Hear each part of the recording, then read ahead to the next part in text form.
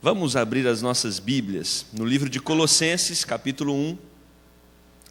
Leremos do verso 9 ao verso 12, carta de Paulo aos Colossenses.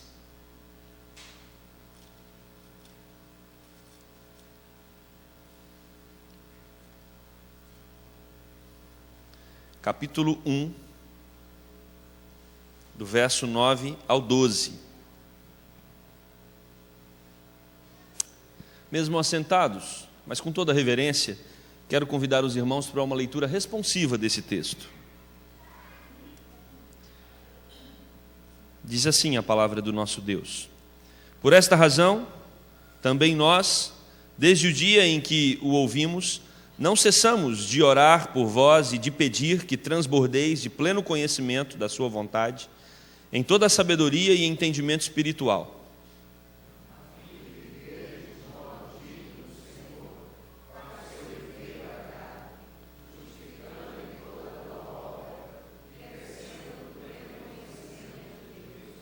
sendo fortalecidos com todo o poder, segundo a força da sua glória, em toda a perseverança e longanimidade, com alegria,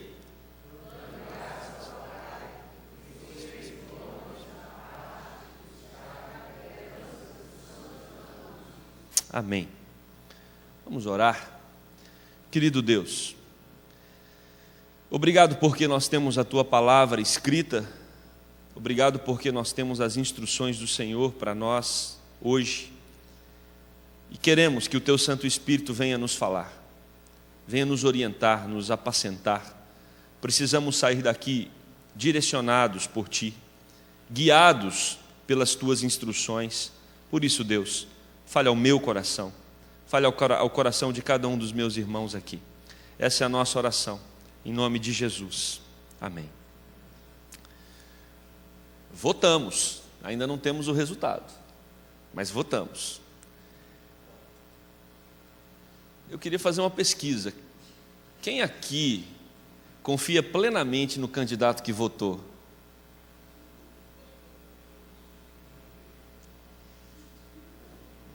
Quem aqui acredita que tudo que foi falado vai acontecer? Acho que vivemos numa realidade, acho que também não acontece só no nosso país, mas como os candidatos são treinados, e talvez isso seja até uma característica peculiar do político, de convencer o eleitor de que a melhor proposta é a dele, e não só isso, mas ele vai ter condição de executar tudo aquilo que ele está prometendo.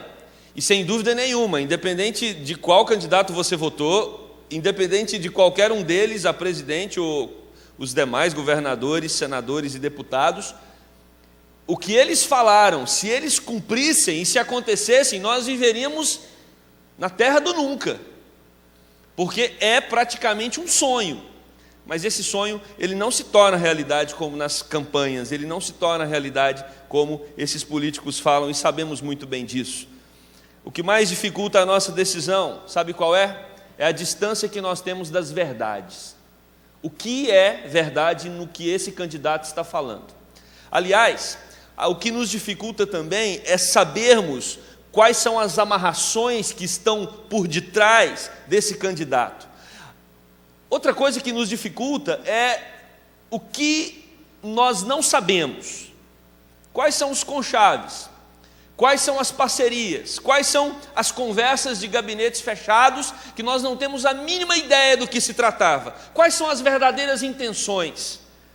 São muitas perguntas que obscurecem a nossa capacidade de análise profunda. Nós não temos acesso a informações.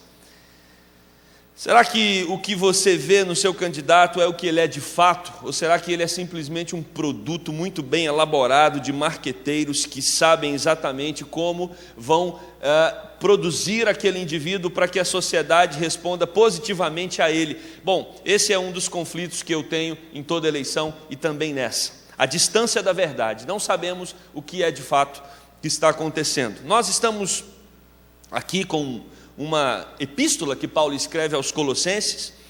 Paulo escreve essa epístola numa situação de dificuldade. Ele está preso, era uma prisão domiciliar, mas ele aproveitava esse momento de prisão para escrever cartas e pastorear as igrejas. E aqui ele está pastoreando a igreja de Filipos, ele está pastoreando a igreja de Colossos, ele está pastoreando a igreja de Tessalônica, escrevendo cartas. Por quê? Informantes traziam para Paulo o que estava acontecendo nessas igrejas, e Paulo então tinha condições de orientar as igrejas através de cartas. E nós temos então acesso a algumas dessas cartas que foram colocadas no cânon, na Bíblia, e que, por terem sido escritas por um apóstolo, elas têm para nós autoridade para nos direcionar e nos guiar nos dias de hoje. E quando nós olhamos para a carta que Paulo está escrevendo aqui, nós percebemos que aquela igreja está enfrentando algumas dificuldades. A primeira delas, aquela igreja está tendo uma relação de interesse com o mundo. As coisas do mundo, o paganismo, estava atraindo alguns membros daquela igreja. Outro grupo dessa igreja estava tendo uma atração não pelo paganismo, mas por uma heresia chamada gnosticismo, onde acreditava-se que você conseguia se evoluir através da evolução da sua mente, e isso está fundamentado no platonismo. Você precisa sacrificar tudo que é físico, porque tudo que é físico é mal, e você precisa enfatizar as coisas do espírito, e isso vai levar você para um patamar mais elevado de conhecimento. E essa heresia estava entrando na igreja também. E é claro, quando essas heresias entravam, de alguma forma elas manchavam o evangelho.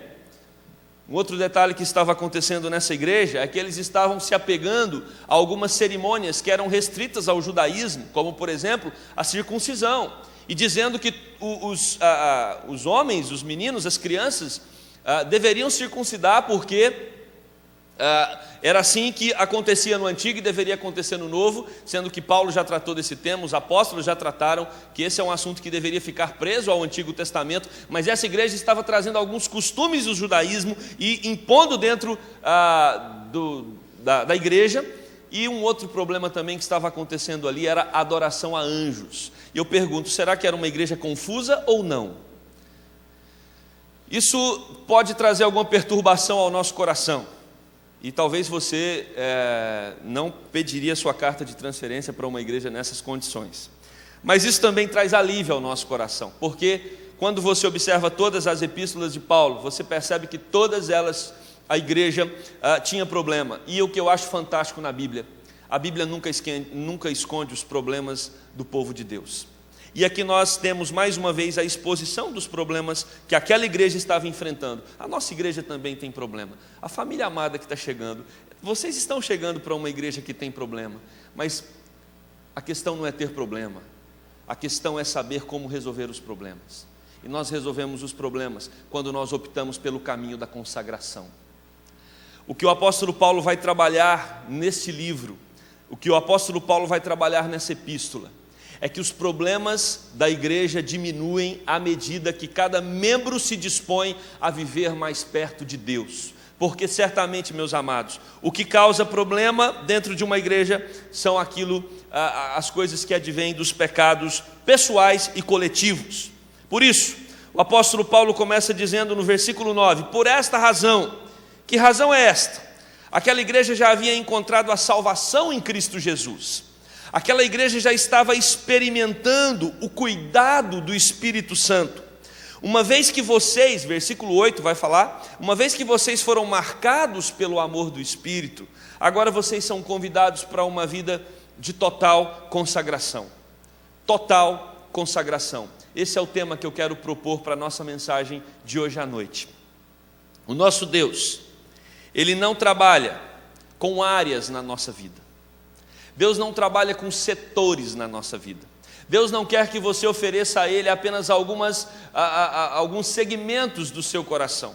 Deus quer que você ofereça para Ele todo o seu ser. Deus, Ele deseja ser proprietário de tudo o que você é, de tudo o que você faz, de tudo o que você pensa. A ideia da consagração é exatamente essa. E aí surge a pergunta: quais as evidências de um coração consagrado? A primeira evidência de um coração totalmente consagrado ao Senhor é que esse coração prioriza a vontade de Deus. No embate das vontades, quando a sua vontade entra em cena e a vontade de Deus é estabelecida, você consegue desfazer da sua vontade e se curvar diante da vontade do Senhor. E é isso que o apóstolo Paulo está nos ensinando no versículo de número 9, quando ele diz: por esta razão, também nós, desde o dia em que ouvimos, não cessamos de orar por vós e de pedir que transbordeis de pleno conhecimento da sua vontade. Consagração é uma busca pela vontade de Deus, uma busca pela presença de Deus em nós para que Ele estabeleça o seu querer. Paulo está orando e ele não cessa de orar, porque ele sabe que isso é uma batalha espiritual. Assim também nós, se queremos uma vida de consagração, tanto pessoal quanto coletiva, para a Igreja Presbiteriana da Gávea, para a Igreja do Senhor Jesus na atualidade, nós precisamos colocar isso nas pautas das nossas orações. Talvez o nosso problema é que nós temos um viciante hábito de ter nas pautas da nossa oração coisas que vão trazer benefício pessoal, coisas que vão trazer a minha vontade como algo que realmente é prioritário. E o que o apóstolo Paulo está nos convidando aqui é que a oração não deve ser utilizada para que a sua vontade aconteça. A oração, ela precisa ser um exercício para que a vontade do Senhor seja estabelecida. O apóstolo Paulo diz que ele não cansa, ele não para, ele não cessa de orar. Para quê? Para que haja um transbordamento, para que haja um derramamento, um inundamento da vontade de Deus sobre a vida daquela igreja. Para que isso aconteça, eles precisam ter um pleno conhecimento. Pleno conhecimento. Essa era uma expressão muito usada pelos gnósticos, esses filósofos que alguns cristãos estavam trazendo pontos, desse conhecimento para dentro da igreja e criando algumas heresias. Por isso que o apóstolo Paulo faz questão de usar esse termo, pleno conhecimento, mas não dessa ciência secular, não dessa filosofia que os pagãos utilizavam, mas o pleno conhecimento da vontade de Deus. Essa precisa ser a nossa busca. Eu preciso estar certo de qual é a vontade de Deus para a minha vida, como ser, como indivíduo. Qual a razão de eu estar neste mundo? Qual o propósito de Deus? E talvez você que entrou aqui hoje à noite está um pouco embaraçado nessa questão, não consegue entender ainda qual é o propósito central da sua existência. E o apóstolo Paulo então nos convida a ter uma relação de oração. Busque a Deus em oração para que Ele revele para você qual é o pleno conhecimento da sua vontade. Deus tem planos para a sua vida. Não há um ser humano, quanto mais um filho de Deus, que Deus não tenha um plano muito claro. O problema não está em Deus. O problema não está nos planos que Deus tem para nós. O problema muitas vezes está na nossa miopia espiritual. Não conseguimos enxergar, mas não enxergamos porque não fazemos questão de olhar. Estamos às vezes envolvidos com tantas coisas, atentos a tantos detalhes, que nos fazem perder, que nos fazem ficar dispersos nesse mundo. E Deus está nos convidando para uma conversa. E por isso que o tema deste ano é consagração. Porque consagração é você ouvir a voz de Deus e ir na direção dEle e perguntar para Ele: Deus, por favor, me ajude a entender qual é a Tua vontade para mim. Eu não sei quais são os Seus planos para os meus estudos, eu não sei quais são os Seus planos para as minhas questões familiares, eu não sei quais são os Seus planos para as minhas questões profissionais, mas eu estou diante de Ti, em oração, suplicando: Deus, orienta a minha vida, execute em mim o Teu querer e a Tua vontade. E é interessante porque uma vez que nós somos transbordados pelo pleno conhecimento acerca da vontade de Deus, isso vai gerar em nós dois elementos que o texto expõe. Isso vai gerar em nós sabedoria e entendimento espiritual. Sabedoria é a capacidade de você dar respostas exatas em determinadas situações. O sábio é aquele que sabe tirar lições da vida. O sábio é aquele que consegue enxergar as questões e os dilemas na perspectiva de Deus, de acordo com a sabedoria de Deus. Para isso nós precisamos nos envolvermos com o próprio Deus, buscarmos a vontade dEle, para termos esse entendimento espiritual. Tem coisas que nós olhamos e às vezes não conseguimos enxergar todos os aspectos espirituais que estão em volta daquilo. Por isso precisamos recorrer àquele que tem todo o entendimento, tem toda a sabedoria, tem todo o conhecimento, aquele que é o onipresente, o onisciente, sabe de todas as coisas, e pedir para que Ele desvende os nossos olhos e nos ajude a entender qual é a razão da minha vida, qual o significado, por que estou aqui, qual o seu propósito, para que Ele possa cada vez mais nos ajudar nesse diagnóstico da razão da minha própria existência. Paulo é informado que aquela igreja estava atravessando dias difíceis, e a origem dessa dificuldade é porque ela estava deixando de olhar para a vontade de Deus. Pleno conhecimento da vontade de Deus acontece quando há uma consagração total. Sua carreira precisa ser consagrada a Deus, o seu corpo precisa ser consagrado a Deus, a sua mente precisa ser consagrada a Deus, a sua realidade virtual precisa ser consagrada a Deus, o seu trabalho precisa ser consagrado a Deus, os seus valores precisam ser consagrados a Deus. Nós não podemos nos curvar em nada que esse mundo nos oferece, nós não podemos absorver os valores desse mundo sem antes checarmos se esses valores coincidem ou não com a vontade de Deus na nossa vida. Por isso nós precisamos nos fortalecer, precisamos buscar o pleno conhecimento acerca da vontade de Deus para nós. Isso ocorre quando nós temos uma vida que enquadra na palavra. Eu tenho encontrado algumas pessoas que querem enquadrar a palavra nas suas vidas.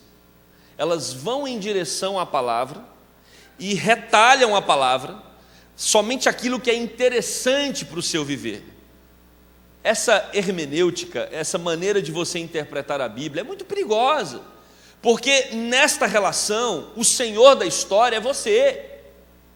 Você está procurando textos que reforçam as suas decisões, as suas vontades, o seu querer, massageiam o seu ego. Nós não temos que enquadrar a Bíblia ao nosso coração. O convite de Deus é para que nós enquadremos o nosso coração à palavra dEle. Isso vai gerar conflito, isso vai gerar angústia, isso vai gerar uma crise em nós, porque tem elementos no nosso coração que nós valorizamos muito, e vai chegar um determinado momento que a palavra de Deus vai nos mostrar que esses elementos precisam ser retirados para que a vontade de Deus se estabeleça. E nesta hora vai ser travada uma batalha espiritual, que o próprio apóstolo Paulo descreve muito bem em algumas das suas cartas, e talvez a mais clara delas em Gálatas. Existe uma luta entre a carne e o espírito, uma luta entre a vontade de Deus e a vontade humana, mas à medida que nós buscamos o pleno conhecimento acerca da vontade de Deus, Deus nos fortalece para que tenhamos vitória diante desses pontos, essas questões na nossa alma que nos impedem de uma relação íntima com Deus e de uma vida de consagração. Por isso, você precisa enquadrar a sua vida na palavra e não o contrário. Nós precisamos, nesta caminhada, nos tornarmos amigos de Deus. Qual é a relação que você tem com Deus? Quando você sai daqui, quando você tem o seu envolvimento, a sua relação espiritual com o Senhor no dia a dia, você se achega diante dEle em que condição?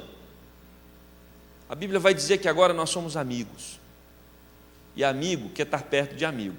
Passei alguns dias em minha cidade natal, a gloriosa Anápolis, e como eu tenho amigos em Anápolis, porque foi a cidade que eu nasci e cresci, meus amigos, muitos deles estão lá, e como era bom ficar com os meus amigos. A gente ficava horas conversando, brincando, jogando. Por quê? Porque amigo que é amigo gosta de estar perto do outro amigo. faz questão. O tempo passa e a gente não vê. Será que é essa relação que a gente tem com Deus? Uma relação de presença que alegra? Será que é essa relação que nós temos com o Senhor, quando vamos meditar na Sua palavra, ou tirar um tempo para orar, é essa disposição prazerosa que brota no nosso coração? Estou diante de um amigo que eu amo. Se nós queremos descobrir a vontade de Deus, nós precisamos ser amigo dele. Tem coisa que só os amigos sabem. Se você quer descobrir a vontade do Senhor, desenvolva uma relação de amizade. Precisamos amá-lo sobre todas as coisas. Jesus Cristo, quando resumiu toda a lei, foi exatamente esse ponto que ele estabeleceu: amarás ao Senhor teu Deus sobre todas as coisas. Se você não buscar este princípio elementar dos mandamentos do Senhor, você não vai conseguir entender todas as outras coisas. Todas as suas relações, todos os seus valores, todas as questões pessoais que você tem, as suas crises, os seus dilemas, tudo vai ser resolvido a partir do momento que você estabelecer que o Senhor é o maior objeto de amor do seu coração. Porque quando nós estabelecemos e desenvolvemos uma relação com Deus que prova para Ele que Ele realmente é aquele que nós amamos sobre todas as coisas, a sua vontade começa a ser revelada em todas as áreas da nossa vida, porque Ele nos faz enxergar o seu querer. Precisamos aprender a refletir com a mente de Cristo. Quando você for tomar uma decisão, a pergunta não é o que é melhor para mim e o que é melhor para você. A pergunta é o que é melhor e o que glorifica a Deus, ou como Cristo responderia a essa situação. Como Cristo agiria nessa situação que eu estou enfrentando na minha casa? E aí, os evangelhos vão nos mostrar como Cristo agiu enquanto viveu aqui, e vão poder nortear a nossa vida, para que nós tomemos decisões e para que nós entendamos qual é o propósito dele para nós aqui na terra. E assim alcançaremos o entendimento espiritual e a sabedoria. Encharcados pela palavra que revela a vontade de Deus, nós podemos então caminhar para a segunda evidência de um coração consagrado. A primeira evidência é que esse coração procura a vontade de Deus. A segunda evidência é que esse coração também busca a santificação. O que é santificação? A palavra santificação, ela significa separar-se. O que é um santo? Diferente daquilo que recebemos da cultura católica, santo não é um ícone, uma pessoa perfeita, mas é alguém que foi separado para ter um estilo de vida. Nós fomos separados para sermos semelhantes a Cristo. As pessoas precisam olhar para nós e perceber em nós as características de Cristo. Isso é santidade. As pessoas precisam ver que o amor que nós temos, o amor que inunda os nossos corações, não é o mesmo tipo de amor que se prega na sociedade. As pessoas precisam perceber em nós que as características que temos para tomarmos as nossas decisões, elas são direcionadas por valores estabelecidos por Cristo. Agora, os valores estabelecidos por Cristo estão, por exemplo, no Sermão do Monte. Apenas 3 capítulos do livro de Mateus, capítulos 5, 6 e 7. Ali você vai encontrar o que Cristo deseja para todos aqueles que seguem a Ele: mansidão, humildade, bondade. O mundo precisa ver isso em nós, mas não é só o mundo ver isso em nós, a sua esposa precisa ver isso em você, marido. A sua esposa precisa ver Cristo em você. Aliás, o apóstolo Paulo, escrevendo aos Efésios, vai dizer que nós, maridos, devemos amar as nossas esposas como Cristo amou a igreja. E como se não bastasse, o apóstolo Paulo diz mais: e a si mesmo se entregou por ela. Cristo amou a igreja ao ponto de dar a vida por esta igreja. E o apóstolo Paulo diz que é assim que nós devemos amar as nossas esposas. As nossas esposas precisam estar convencidas de que nós daremos a vida por elas. E depois as mulheres ficam preocupadas com submissão. Olha o desafio dos homens. Qual mulher vai ter dificuldade de ser submissa a um marido que dá a vida por ela? Deus é perfeito, gente. Nós precisamos buscar a santificação. Por isso que Paulo diz que o pleno conhecimento acerca da vontade de Deus é a fim de, tem um propósito, versículo 10, a fim de que vivamos de modo digno do Senhor. A nossa vida precisa dignificar o nome do Senhor. Deus precisa, com as nossas atitudes, com os nossos pensamentos, Deus precisa ser glorificado. A nossa vida é um constante culto a Deus, em tudo o que fazemos, em tudo o que pensamos. Buscar o seu inteiro agrado, agradá-lo em todas as coisas e em todas as áreas. O texto diz mais. O texto diz que, até aqui no versículo 9 e começo do versículo 10, que isso é algo que atinge os nossos pensamentos. Mas aí no versículo 10 também vai dizer que nós devemos frutificar. Ou seja, não é algo que transforma apenas o campo das ideias, mas é algo também que transforma as ações, as atitudes. Produz fruto. Consagração produz fruto. E aí nós cresceremos no pleno conhecimento de Deus. Vocês perceberam que o texto utiliza muito das palavras todo, inteiro, pleno? Por quê? É exatamente para dar a ideia de que uma relação de verdadeira consagração precisa ser íntegra, precisa atingir todo o nosso ser, a inteireza do nosso coração. Não existe uma consagração parcial, não existe um oferecimento de algumas áreas restritas da nossa vida, não. A relação de Deus conosco é uma relação de todo. Jesus Cristo entregou toda a sua vida por nós, mas Ele também requer que nós entreguemos a Ele todo o nosso coração. Por isso, quando nós buscamos o pleno conhecimento acerca da vontade de Deus, isso vai revelar naturalmente, o versículo 10 trata desse assunto, que nós queremos também crescer no pleno conhecimento do próprio Deus. Sabe quando é que nós vamos querer a vontade de Deus? Quando nós conhecermos a Deus. E é por isso que o verso 10 diz que nós precisamos caminhar não só no pleno conhecimento da vontade, versículo 9, mas precisamos caminhar no pleno conhecimento do próprio Deus. Se nós não queremos a vontade de Deus sobre nós, ou resistimos a essa vontade de Deus sobre nós, ou ficamos inseguros acerca da vontade de Deus sobre nós, é porque nós desconhecemos Deus. Nós desconfiamos que Ele realmente é bom. A Bíblia diz que Ele é bom, mas nós estamos inseguros disso. A Bíblia diz que Ele é o bom pastor, mas nós não sabemos se aquilo que foi falado para Davi e por Davi nos atinge hoje no século 21. A Bíblia diz que Ele é o alto refúgio, seguro. A Bíblia diz que Ele é o castelo que nos protege, castelo fortificado. A Bíblia diz que Ele é o nosso amparo. A Bíblia diz que Ele está conosco o tempo todo. O Seu Espírito foi derramado e está presente em nossos corações o tempo todo. A Bíblia diz que Ele vai nos guiar em pastos verdejantes. A Bíblia diz que Ele tem o melhor para nós e que a Sua vontade é boa, perfeita e agradável. Mas para crermos nisso, nós precisamos conhecer a Deus.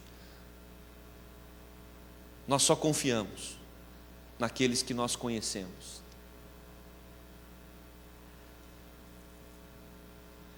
Precisamos caminhar no pleno conhecimento de Deus, e esse é o caminho da consagração. Fortalecer com todo o poder dEle, porque à medida que nós conhecemos o nosso Deus, nós também descobrimos que Ele é o Deus poderoso, e isso nos fortalece. O nosso Deus é o Deus que levanta aleijados. O nosso Deus é o Deus que restabelece a vida de quem estava morto.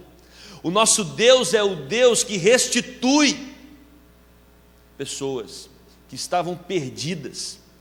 O nosso Deus é o Deus que faz coisas extraordinárias, que abre o mar, é o Deus que manda comida do céu, é o Deus que faz brotar água da pedra. E à medida que eu conheço esse Deus e confio nesse Deus, eu vou me fortalecer no poder dele, porque eu sei que ele é poderoso para fazer infinitamente mais do que tudo aquilo que pedimos ou pensamos. Você só vai querer a vontade de Deus para você quando você realmente acreditar que esse Deus é bom. E você só vai acreditar que esse Deus é bom à medida que você conhecê-lo. E você só vai conhecê-lo à medida que você se dispor a consagrar-se inteiramente a ele. Consagre-se inteiramente ao Senhor, e você vai ver as maravilhas que ele vai derramar sobre você. Por isso que o apóstolo Paulo diz no versículo 11: persista nessa busca, busque a Deus com perseverança, com longanimidade, ou seja, com uma paciência insistente, porque Deus vai se revelar a você, e à medida que isso acontecer, você vai confiar mais nele e desejar a vontade dele sobre a sua vida. Obedeça ao Senhor com entusiasmo no coração, reconheça que o seu governo é bom, tenha certeza de que ele cuida, e assim, priorizando a vontade de Deus, buscando a santificação, nós caminhamos então para a terceira evidência de um coração consagrado. Surgirá naturalmente a alegre gratidão. Um coração consagrado, ele busca a vontade de Deus, ele busca a santificação, ele é um coração com alegre gratidão. O crente que tem Cristo é alegre e feliz. Não é uma alegria que significa um estado emocional de euforia, não, mas é uma paz que jorra no interior, que jorra no coração independente das circunstâncias. O apóstolo Paulo está preso, e é nesta prisão que ele escreve a carta aos Filipenses, defendendo a teologia da alegria. Alegrai-vos no Senhor, outra vez vos digo, alegrai-vos, porque a alegria que vem de Deus, diferente da alegria que vem do mundo, que é externa e momentânea, a alegria que vem de Deus é uma alegria que brota, que jorra em nossos corações, ela é interna e ninguém pode nos tirar, e nenhuma circunstância pode apagar essa alegria. Por isso o apóstolo Paulo vai dizer no versículo 11 e 12 que nós precisamos encher os nossos corações dessa alegre gratidão. Ele termina o versículo 11 dizendo: com alegria, dando graças ao Pai. Com alegria, dando graças ao Pai. Claro, se eu conheço o Senhor, se eu creio que a vontade dEle é o melhor para a minha vida, se eu tenho buscado essa vontade em santificação, naturalmente, meu coração vai se encher de alegria e de gratidão. Por isso, é difícil você acreditar na maturidade espiritual de pessoas que vivem reclamando, murmurando. É difícil você acreditar na maturidade espiritual de pessoas que conseguem enxergar a vida só pelo lado negativo, de pessoas que têm um poder de crítica aguçado. Em tudo e em todos, só enxerga o ponto negativo.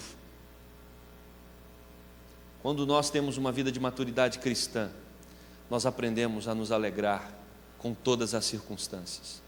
Deus tem derramado bênção sobre você, Deus tem cuidado da sua vida, e esse cuidado começou lá na cruz, e é disso que o apóstolo Paulo está falando. Essa alegria marcada pela gratidão, e essa gratidão marcada pela alegria, só acontece quando os nossos olhos estão fixos no amor de Deus revelado na cruz do Calvário. Ali foi onde tudo começou. Nós só enxergaremos o cuidado de Deus, o grande amor de Deus, quando nós nos apegarmos à mensagem da cruz. Paulo diz dando graças, e dando está no gerúndio. Exatamente a ideia aqui é de você ter uma ação de gratidão constante. Você é grato porque está aqui hoje à noite, seu coração está alegre, porque você sabe que foi Deus que separou esse momento para você cultuá-lo e aprender mais da palavra. Mas ao sair daqui, eu não sei o meio de transporte que você vai utilizar, talvez seja as pernas, você agradece a Deus porque Ele te dá condições físicas de ir para a sua casa, talvez é o carro, talvez é o ônibus. Agradeça a Deus, porque Deus tem cuidado de vós, e você vai chegar em casa. Todos aqui têm um ponto aonde chegar hoje à noite. Daqui 2 horas não vai ter ninguém aqui mais, exceto eu. Mas eu também tenho onde chegar. E nós temos aonde chegar porque Deus cuida de nós. Vocês já sabem aonde vão dormir essa noite, porque Deus cuida de vós. Você tem que agradecer a Deus pela sua casa, agradecer a Deus pela noite tranquila. Quantas noites tranquilas, quantas noites de sossego Deus já nos deu, quantos sonos reparadores o Senhor já derramou sobre nós. Mas às vezes nos apegamos a algumas insônias que tivemos e murmuramos por elas. Seja grato a Deus, Deus cuida de você, e esse cuidado começou na cruz. O texto vai dizer que essas graças, ações de graças são dadas ao Pai, uma gratidão que não cessa, pelo contrário, ela aumenta à medida que você caminha em direção a uma consagração. Porque quanto mais você conhece a vontade de Deus, quanto mais você conhece a Deus, mais você se santifica e mais você consegue identificar os inúmeros cuidados de Deus. Quanto mais perto de Deus, mais você também enxerga as bênçãos de Deus. E esse Pai amoroso, o Pai que nos fez idôneos, diz o texto, idôneos aqui é dignos, não porque nós somos dignos por nós mesmos, mas pelo contrário. A ideia aqui na palavra original é que nós não precisamos trabalhar para receber nada daquilo que Ele tem nos dado. Você não fez nada para receber a salvação, Ele te deu. Todo o cuidado que Ele tem derramado sobre você é um cuidado gracioso, é de graça. A sua saúde Deus te dá gratuitamente. Por isso, nós precisamos voltar a Ele com ações de graças, com gratidão, porque Ele tem cuidado de nós. A parte que nos cabe na herança, Deus já nos deu. É interessante que esse cuidado não se restringe a Deus suprir as suas necessidades aqui na terra, mas esse cuidado se estende por toda a eternidade. E é aí que o nosso coração precisa transbordar de alegria, porque o texto vai dizer que esse cuidado de Deus é um cuidado de herdeiros. Nós já somos herdeiros de Deus. Nós já temos a vida eterna garantida. E o texto vai dizer, Paulo está escrevendo para aquela igreja dizendo: olha, vocês têm uma parte que cabe a vocês, igreja de Colossenses. Tem uma parte na herança que é de vocês. Isso me encantou no texto. Porque se Deus tem uma parte na herança que é da igreja aos Colossenses, Deus também tem uma parte na herança que é da igreja da Gávea. Se Deus prometeu para eles, Deus prometeu para nós. Se Deus vai dar para eles, Deus também vai dar para nós, porque são tão filhos quanto nós. Você tem a sua parte na herança garantida. E seu coração precisa se encher de alegria por isso. Nós não somos cidadãos onde a nossa vida vai se limitar a essa terra, muito pelo contrário. Nós temos uma eternidade pela frente para vivermos com Deus. Isso precisa encher o nosso coração de alegria e de gratidão. A morte para nós não é o fim, muito pelo contrário. A morte para nós é o começo de uma eternidade na presença plena daquele que nos amou ao ponto de dar o seu único filho para morrer numa cruz por nós. Isso precisa encher o nosso coração de alegria. A morte para nós já não é um terror, mas a morte para nós é esperança de vida eterna. Agradeça a Deus por isso, sem cessar. Os versos 13 e 14 vão mostrar exatamente que a gratidão que Paulo está tratando aqui é essa. Por aquilo que Cristo fez e por tudo que nós herdamos através dessa ação de Cristo. Um coração consagrado, ele olha para a cruz e todas as benesses adquiridas ali, e ele se enche de gratidão. Por isso, aprenda a ler a sua vida na perspectiva da gratidão. Agradeça sem cessar. Quero concluir esse sermão. Nós corremos o risco de ter uma espiritualidade tão confusa quanto a figura dos candidatos. Olhamos para os candidatos, os quais votamos neles hoje, e ficamos inseguros. Será que é tudo isso mesmo? Será que o que ele falou, ele vai cumprir pelo menos parte? Nós temos uma insegurança em relação a eles porque nós não os conhecemos de verdade. E a minha pergunta nesta noite é: será que você se conhece de verdade? Será que você, quando olha para si, enxerga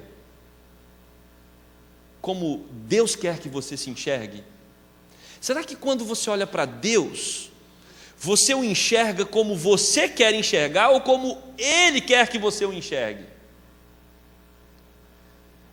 Será que você ou nós não estamos nos tornando marqueteiros de nós mesmos na arte do autoconvencimento e do convencimento aos outros de que somos uma coisa que na verdade não somos?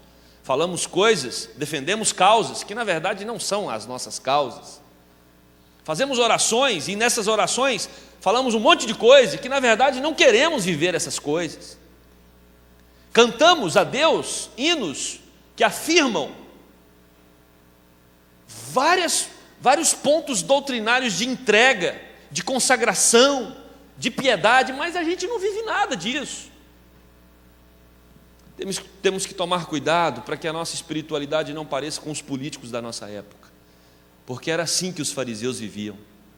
Aparentavam para os outros que eram super espirituais, mas quando Jesus fazia o diagnóstico, apontava que eram hipócritas, mentirosos. A verdadeira consagração, ela traz a plenitude de nós mesmos, ela revela quem nós somos, ela revela quem Deus é, e ela nos ajuda a caminhar em santificação na direção de Deus. Por isso precisamos de dedicar as nossas vidas ao Senhor. Busque a vontade de Deus, busque a santificação, tanto na sua mente como nas suas obras.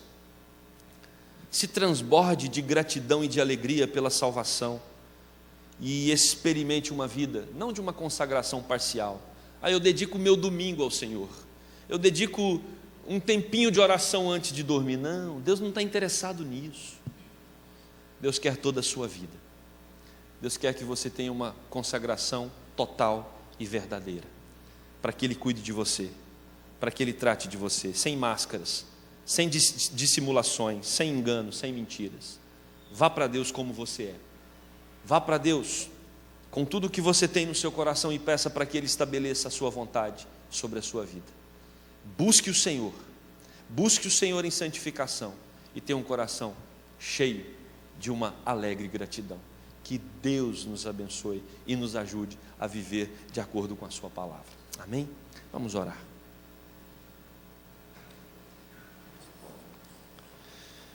Pai querido, não conseguiremos viver isso se o seu Espírito não nos ajudar. Por isso a nossa oração nessa noite é: venha e trabalhe em nossos corações, nos desperta, ó Deus, trata-nos, ó Senhor, para que nós nos aproximemos diante de Ti, suplicando com sinceridade, para que o Senhor seja o nosso único Deus, para que no nosso coração nasça e desenvolva um amor verdadeiro pelo Senhor, para que a partir disso, todas as demais áreas da nossa vida sejam transformadas. Tem misericórdia, Deus. Mude o nosso vocabulário, transforme, converta a nossa boca, converta o nosso coração, converta a nossa mente, as nossas ações ao Senhor. Mas eu sei que isso só vai acontecer quando nós amarmos a Tua palavra, quando nós amarmos o Senhor, quando nós buscarmos o Senhor, para que a Tua vontade seja estabelecida em nós. E assim, Deus, tenhamos um coração com alegre gratidão, um coração que enxerga a vida na sua perspectiva, um coração que se apega ao Teu grande amor, quando observa a cruz e vê que ali o justo de Deus, o Teu único Filho, foi crucificado e derramou o sangue dele, para que nós pudéssemos ter a certeza da herança incorruptível que está reservada para nós. Que haja, Deus, uma total e verdadeira consagração, para que esta igreja também seja uma igreja que tenha a sua parte na herança, que foi reservada pelo nosso Senhor e Salvador Jesus Cristo. Essa é a nossa oração, Pai, no nome de Jesus. Amém.